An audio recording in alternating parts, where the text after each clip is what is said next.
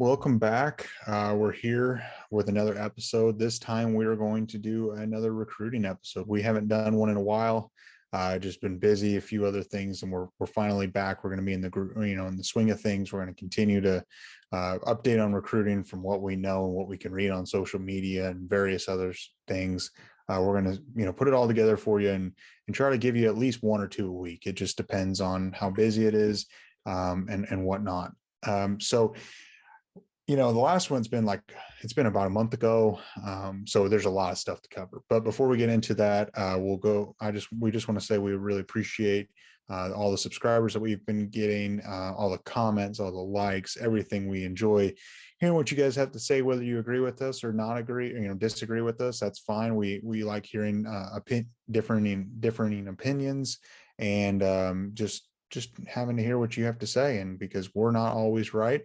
And it's interesting to learn from other people's perspectives. But if you hadn't already, make sure to like us on or follow us on Twitter and follow us on Instagram at Two Plane Sports. Keeping up, that's more up to date or up to the minute type stuff that we try to post. But so since our last recruiting video, there's been a few commitments. I know we've talked about them a lot, and I think most people are very familiar with them. We'll start off with Gabriel, Brownlow, Dindy. For anyone that doesn't know, 5-star defensive lineman, 6'3", 280 pounds in the 2022 class, number 10 overall, and the number 4 defensive lineman at his position, according to 247 Sports. Just a specimen of a recruit. He's a Sooners legacy, he grew up a Sooners fan. He's from Lakeland, Florida. It's the best recruit that OU's gotten since Gerald McCoy, as far as the defensive line goes. Jose, what do you think about him?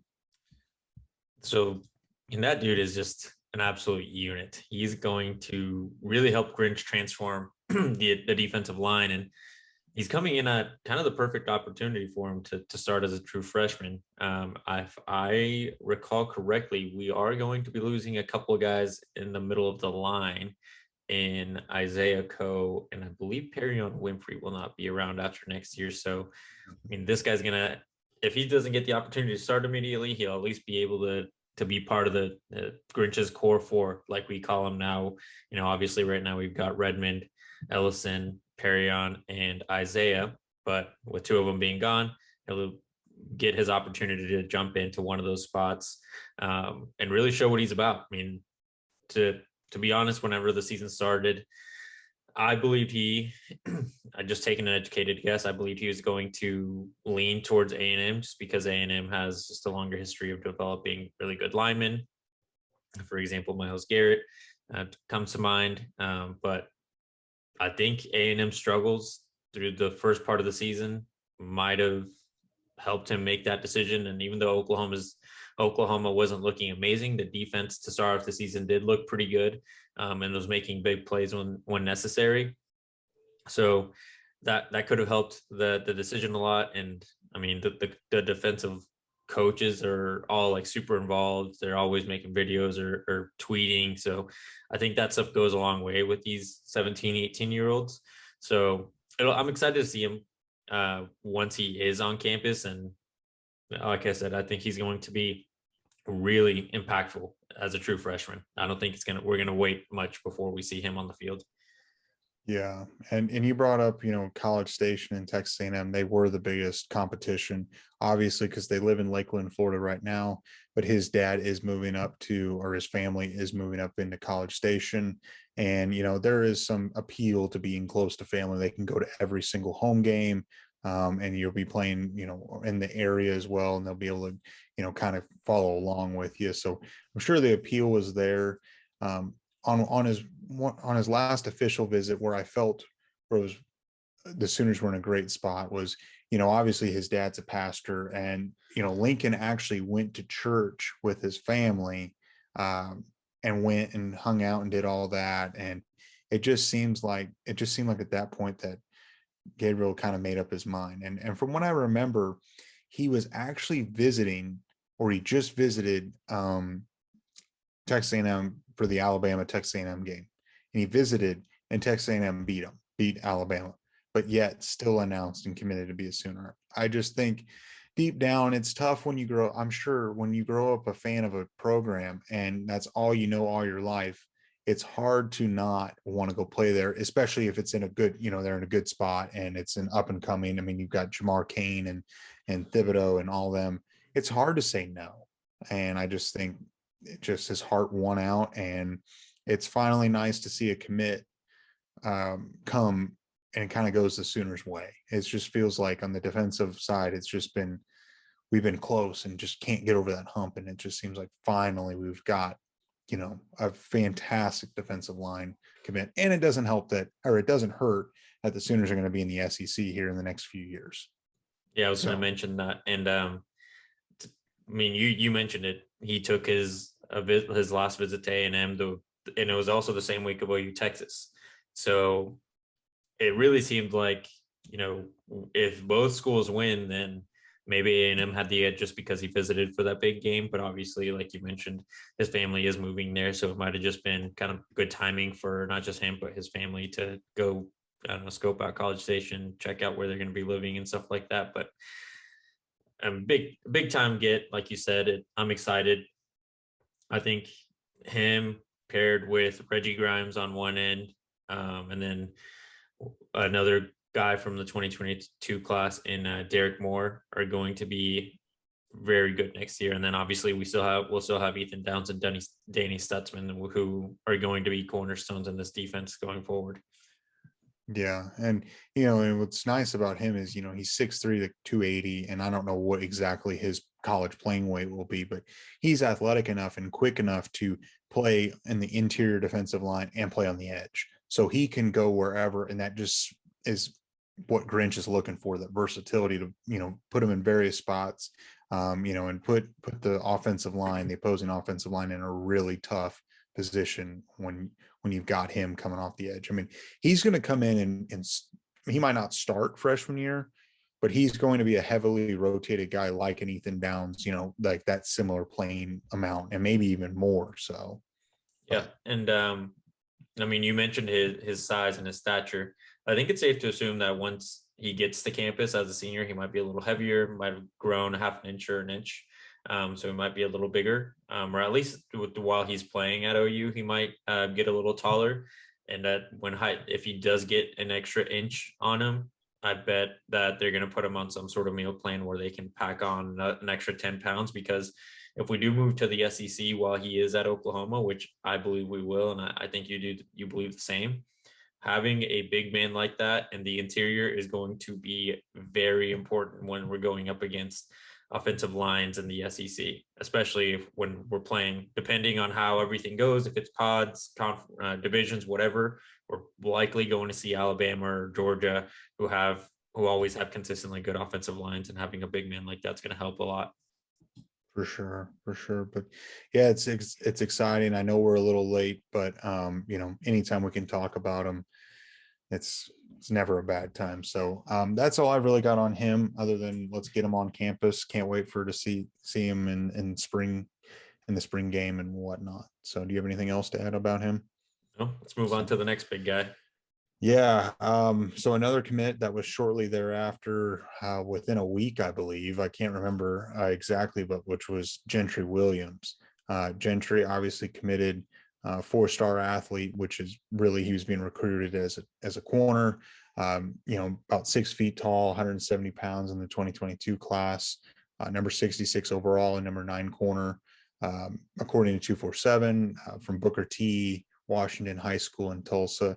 And we've talked about him a lot, and his previous rating, according to 247, was a lot higher. I think he was in the, number 33 or something like that overall.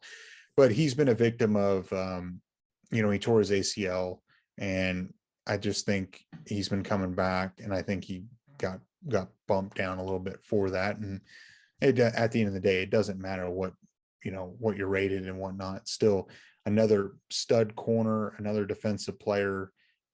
Anytime we can get more defense, I'm never going to be upset. And obviously his parents both went to OU as well, or at least I know one of his parents did. I think both of them did.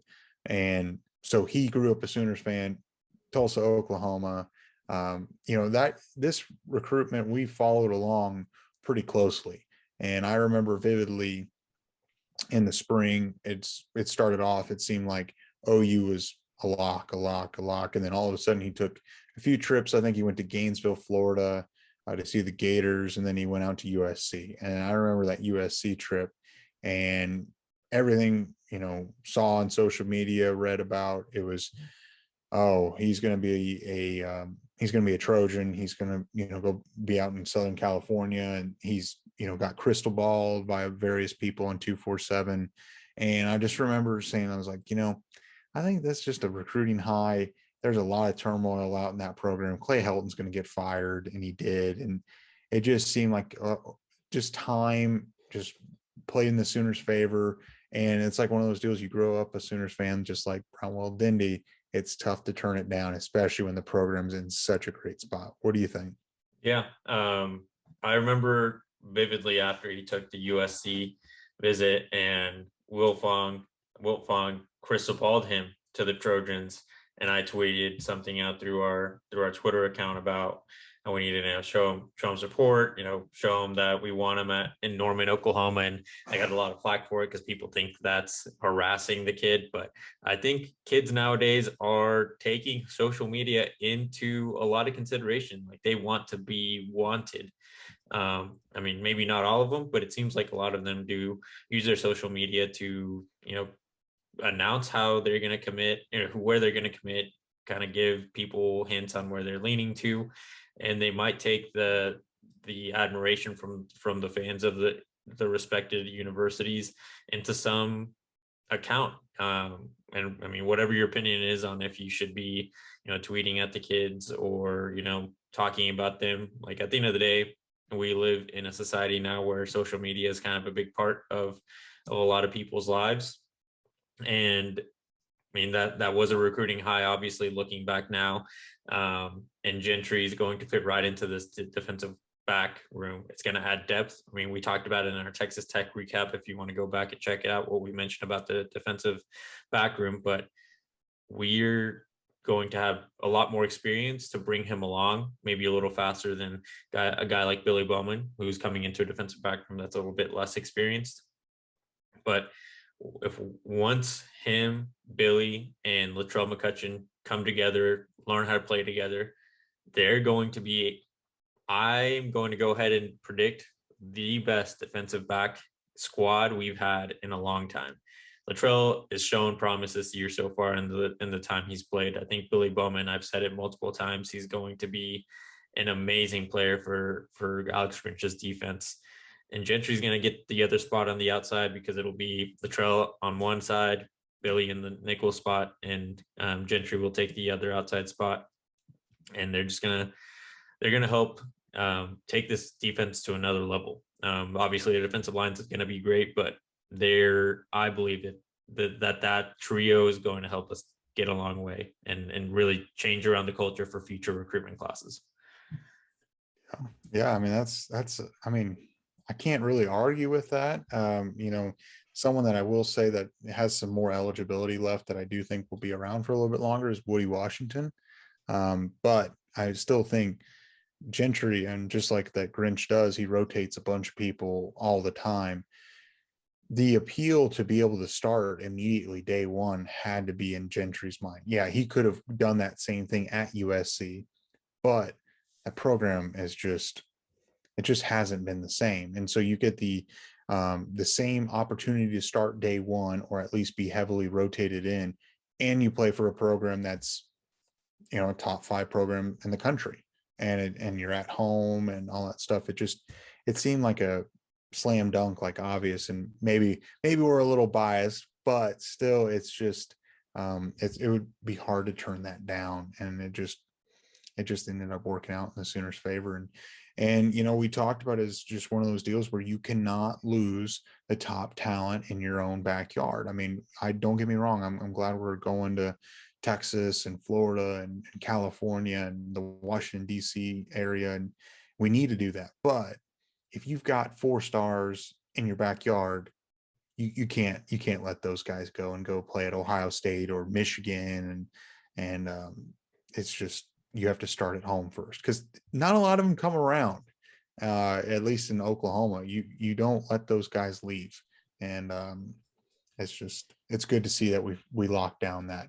We just have one more Tulsa area product that is still uncommitted in Chris McClellan. But yeah, I mean, might be able to start next year heavily involved. But that's all I've got on him. Other than let's just get the dotted line signed and get him for the spring game. Yeah, so. Definitely. I think he's also going to play, last thing, he's going to play an integral part in getting Chris to Oklahoma.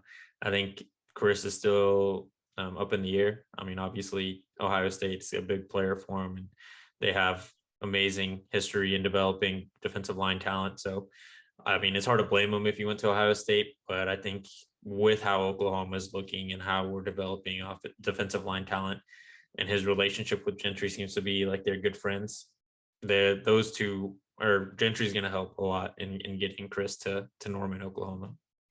Yeah, and that's something we're gonna talk about Chris McClellan in an upcoming video here pretty soon. But yeah, Ohio State became the early leader, and then the Gators are still hanging around. So we'll definitely highlight on that, and be sure to be watching for that video that's going to be coming out later, because he's the last guy we got to lock down. So we'll move on. This is another recruit. Actually, the Sooners just landed this week. And this is a familiar last name for any Sooner fan that's been watching the team for the past, 5-10 years or so. Nicholas Anderson. Everyone kind of remembers Rodney Anderson. Terrific running back. Unfortunately, dealt with a large, season-ending injury after season-ending injury, and ended his NFL career before it even started with ACLs and everything else. But Nicholas Anderson, 4-star wide receiver, 6'3", 195 pounds in the 2022 class, number 237 overall, and the number 38 wide receiver out of Katy, Texas. Like I said, younger brother Rodney Anderson, and he's got another brother, Ryder Anderson, who's a defensive end for Indiana. And it seems like that the potential for Nicholas Anderson is to be better than both of them. And if he can be better than Rodney Anderson, this is going to be a home run. And so just a little background, July 1st, he committed to Oregon, and he visited the Sooners on the 30th, and he committed to the Sooners on November 1st. So it was pretty quick whenever they got him on campus finally. He's a two-sport athlete, runs track, and it just seemed like the Sooners struggled to get him on campus for the longest time, and kept working. And then finally, when they got him on campus, boom, and got him to flip. What do you think? Honestly, this came as a surprise to me. When Lincoln first tweeted out his signature eyeballs, I was kind of confused, didn't know who it was going to be. And then I saw the first crystal ball from Brandon Drum coming out that Nick was going to be a Sooner. And Brandon Drum is an Oklahoma insider, so obviously he knows what he's talking about. But obviously there can be some bias there, especially when you looked on his 247 page right before that. It seemed like if he was going to decommit, he was going to go to Notre Dame. And then Steve Wiltfong crystal balled Nick to Oklahoma. And once I saw that both of those guys put that information in, then it seemed like those eyeballs were just going to be Nick, and it was going to be inevitable, and it was going to come in the next couple of days, probably get an announcement from, get like a commitment announcement from like Hayes Fawcett and 247. But the eyeballs came out, I think, sometime in the middle of the day, and like an hour later, Nick had made his announcement on Twitter. And it's awesome. He's continuing, I guess, the Anderson legacy at Oklahoma. Rodney was an amazing player, and if it wasn't for just being riddled with injuries, I think he would have been an amazing player at the NFL level. But obviously those cards didn't play out for him. And Nick is going to be, I think he's going to be a big red zone target once he gets to Oklahoma, if he gets a chance to produce, because he's got a lot of competition ahead of him. I mean, we've mentioned it in previous videos. This wide receiver core is very talented, and so is the second team. So if he can find his way onto the field, he will be productive, especially in the red zone, because he's a very tall kid to be playing wide receiver. Yeah, he adds a lot of height and length that the Sooners have been really needing. You've got Mims and Mario Williams, some of the smaller guys, and Drake Stoops as well. And then you really think about Mike Woods. He's a little bit taller, but he's not going to be here for too much longer. You've got Hazelwood and Weiss, but yeah, we really need some of the taller length and whatnot, and he brings that. And it's interesting how long or how hard it was for the Sooners to convince him to come on campus and come for a visit. And we were talking about it off camera, but I think what it stems down to is some people, if they've got family members that have done something before them, or they did a certain thing, in their minds they want to go do their own thing and not be in the shadow of, he doesn't want to be, maybe he didn't want to be in the shadow of Rodney, and maybe that's why he wanted to go be at Oregon. But maybe the thought of playing with Caleb Williams and potentially Malachi Nelson, kind of, he realized that, like, Oregon doesn't have the quarterback, situation figured out the way the Sooners do. Why wouldn't I go play at OU? I wonder if that played into his decision at all, with Anthony Brown kind of struggling, and he's a senior anyway, in seeing how good Caleb Williams is, and maybe thought, man, I know I wanted to go do my own thing, but Sooners are I just got to go see if, Oklahoma's the place I need to be. And maybe he saw Caleb throw for 400 yards and 6 touchdowns and realized, maybe I need to be here. Yeah, I mean that could definitely be a huge factor. Those guys, especially in the wide receiver room, have to look out for what's going to put them in the best position. And playing at Oklahoma right now as a wide receiver is going to put you in the best position amongst a couple other programs. But I mean, we have space, especially in the 2022 class. I believe right now he's our only wide receiver after we lost all of our original recruits, including Luther Burden and Talon Shetron. But I mean, I'm happy for him. Hopefully it worked out. As soon as I saw it, I mean, I agree with you. The Caleb Williams thing is obviously a factor, but for some reason, the first thing that came to me was, I wonder if there's something going on in Eugene where, because I know Cristobal's name's been rumored for other jobs with big programs. So maybe he heard something that was concerning. I mean, I'm not saying he heard something that confirmed that Cristobal's leaving at the end of the year, but maybe he felt a concern there with, and that's a coach he felt more of a relationship with, and he didn't want to gamble that potentially after signing his commitment letter, he was going to get in a way screwed over, and his coach was going to leave. So obviously he's been on campus before. His brother was there. I'm sure he got to visit Norman a few times, so he kind of knows the area and knows maybe the culture of the student body. So now he's just going to have to kind of get to know his recruiting class a little bit more, and hopefully mix into the culture well of the football team. Yeah, and this, like you said, this is now the only true commit or true wide receiver commit that the Sooners have got. We know that Raleek Brown is, kind of a hybrid type guy. I'd imagine this is going to be the only true wide receiver they take, considering the way that the 2023 class in the wide receiver position is shaping up to be. And they might take another transfer portal kid. It's interesting to see, because we really haven't had this era of transfer portal as long as the old way. We don't know who's going to be in the transfer portal, and there might be someone that we really are going to be happy that we had an open scholarship for. So I'm just glad that we finally got one. I would imagine he's going to stick and not flip anywhere, and it just adds a little bit of depth and a little more security to get us between the 2021 and 2023 class of wide receivers. So that's all I've got on him. I'm glad he's a two-sport athlete as well. I mean, 6'3", 6'4", whatever he is, it's pretty good. So now the last guy that we're going to talk about just for today is Marvin Jones Jr. I know we've talked about him before. 4-star edge player, 6'5", 245 pounds in the 2022 class, number 37 overall, and number 3 edge player in the class.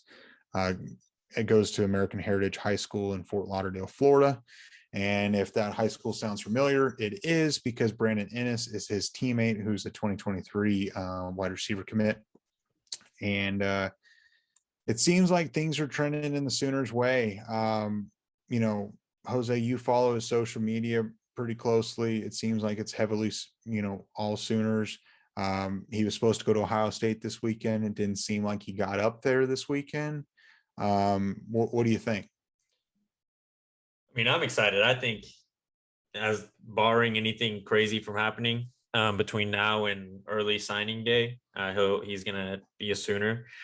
I mean, this edge position has been really, it's been confusing really this summer and going into the early part of the season, because at first it seemed like it was Omari Abor was between Oklahoma and Alabama. And then I don't know what happened with those conversations, but Omari Abor is no longer part of Lincoln and Grinch's recruiting focus. And then it seemed to go over to Kenyatta Jackson Jr. I think Kenyatta, committed to Ohio State. And Marvin Jones, I mean, I'm not saying that he was a fallback plan, but I think with Brandon Ennis committing, the coaches probably had a lot more face time with him, because at first it seemed like Marvin Jones was Florida State through and through. Like, this guy was always going to Florida State games, going to their facilities, and it seemed like he was just in love with being a Seminole.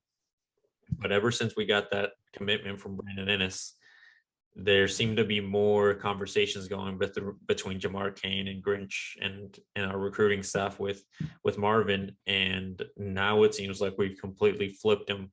And if you guys follow social media stuff closely, then you know that some of these players use it. Like I mentioned earlier, they use it to kind of show you where they're leaning. And Marvin used to have a lot of Florida State stuff on his page and some Ohio State, as well as Oklahoma. But I checked it before we recorded today, and everything that's, unless it's associated with him and being in high school football or Oklahoma football, that's the only stuff on there. So it gives me good feeling that it's just a matter of time when he makes the announcement that he will be adding on to this amazing defensive class for Oklahoma. Yeah, and you brought up Florida State. Yes, Florida State. That program is involved because his dad played at Florida State, so there is that connection, and it seems like it's coming down between Florida State, Alabama, and Oklahoma. And it's always Alabama gives you that whole uneasy feeling. At least it does for me, just because of what has happened, and just because it's Nick Saban, and Nick Saban is one of the best recruiters in the country. And Ohio State has kind of fallen off the radar, because you mentioned Kenyatta Jackson committing. I did see that Omari Abor got actually crystal balled, I believe, recently to Ohio State, and so that they're just filling up there. And not that we're second fiddle, but Larry Johnson is quite the recruiter and quite the talent producer, and it's tough to turn the Buckeyes down. So it seems like it might be a little full, which I'll take it. I don't care. And getting a guy like Marvin Jones, we'll take it however we can get it. And I know he's going to visit Alabama at some point. That makes me a little uneasy, but we've had kids visit Alabama and we've held on to them, but then we've had kids visit us and flipped them from Alabama, and vice versa and whatnot. It just happens, and it's just recruiting. Just the thought of Gabriel, Brownlow, Dindy, Marvin Jones Jr., and Derek Moore on the defensive line is just, if you would have asked me about 4 years ago that this is what we could potentially have on the D line as far as commitments, I wouldn't have believed you. Yeah, it seems like a pipe dream just a few years ago. I mean, Reggie Grimes was the biggest defensive commit of his class, and to me that was amazing, because he was a 4-star edge, and I was super pumped. And obviously he's a great player now, but thinking about getting 5 stars and fringe 5 stars like these guys is definitely a step up, and it just shows really how much Grinch has done for the program. And people get frustrated with him over the last few weeks, but Grinch is doing a full culture change, and it's showing in his recruiting.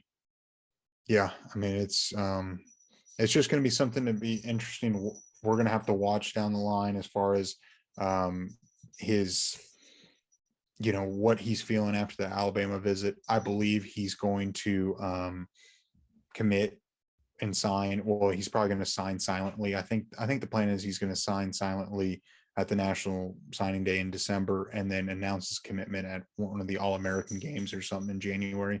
So we might not know for a while, but it's hard to believe that the signing day is next month, and it's the home stretch. We keep winning. That also helps as well. Put us in a position to go play for a national championship. That never hurts either. So I really like where the Sooners sit. Alabama, honestly, like, I'm a little nervous, but I just feel like the Sooners have just been consistent and have been showing, that they're improving, and then, joining a defensive line with those two other guys, it'd be hard to turn down. And I think, like you said, Ennis is playing a big role as well. Yep. And one last thing for me is, this watching his tape, he's so explosive athletically. And we've talked about the prototype that Grinch goes after in regards to DBs, two-sport athletes, tall, he wants to get taller guys, longer guys, super fast guys, so that we can keep up with speedsters on the outside. This dude is an athletic freak. Like, go watch his high school tape from the 2020 season. He looks like he is already a college football player playing with high school athletes. And obviously that speaks to the work he puts in, but if we can lock him in, it's going to, again, I think this class is completely transforming the defense for the long run, and for future recruiting classes to come. And hopefully that helps with getting 2023 number one overall talent in Levias Overton, because thinking about that kind of defensive line is just going to be a monstrous thing to go up against. Yeah, and another thing you can sell to a kid like Marvin Jones is, we're going to be joining the SEC soon. You will be coming home in that area to go play in the SEC. You're going to play the Gators, you're going to play Alabama and Auburn in that general area, so he can have family come up. It's not traveling across the country for any game that they want to see. So there will be some regional benefit for him. He doesn't have to worry about it. It's like if he was to go to Alabama, he's still a ways away, but at least if he plays for the Sooners, we'll visit that area every single year, various locations. So, and I really think that's going to play into a lot of kids' decisions in the future over the next, for the rest of time, as long as we're in the SEC, is knowing that we're going to be playing in the Southeastern Conference and playing in, Georgia and Alabama and all them. It's going to help a lot. And it's letting parents are going to let their kids go play for Oklahoma, knowing that they're going to be able to see them a couple times a year, especially in the Florida area, because that's obviously the furthest region from Oklahoma at this point. Yeah. So that's all I've got. I know we've got another recruiting video coming up, and I just wanted to know if you've got anything before we wrap it up. That's it for me. No. So yeah, we really appreciate it if you made it this far. We hope you've enjoyed it. Like we said before, it's been a little while since we've done a recruiting video. We're going to get back to it and get more consistent and get some great information to you in our opinions. And if you haven't already, smash that like button, turn on notifications, subscribe. We really appreciate it. And we're just going to keep rolling and just keep spreading the word. And that's we'll see you on the next video. We'll try to go 10-0 now.